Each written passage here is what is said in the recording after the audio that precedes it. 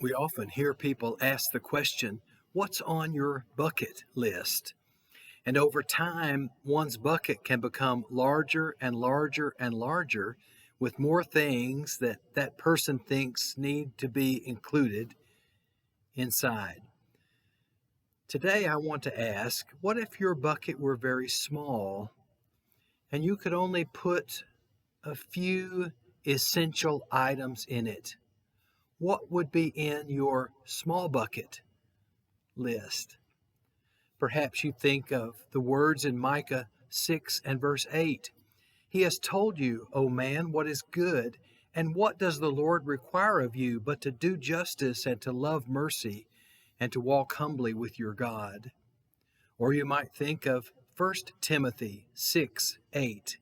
If we have food and covering, with these we shall be content.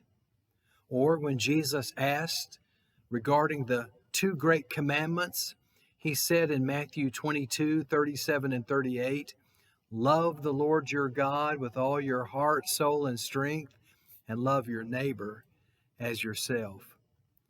He told Martha in Luke 10:38 to 42 that really only one thing was needful, and Mary had chosen the better part by sitting and listening to him.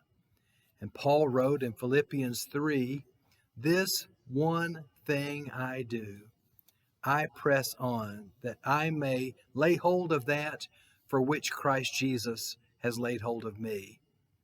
It seems that when we begin in this life, our bucket is very small.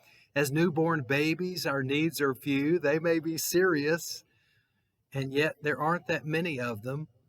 As we grow, we tend to add and expand and increase, and what we think is necessary for life can become a very long list, and we need a larger and larger bucket. With our recent experiences in the pandemic crisis, we've realized that many of the things that were part of our lives had to be scaled back or eliminated. And we're reevaluating, perhaps, the fact that our bucket doesn't need to be that large. But what goes in that bucket is absolutely vital for us to maintain our relationship with God and our influence on others.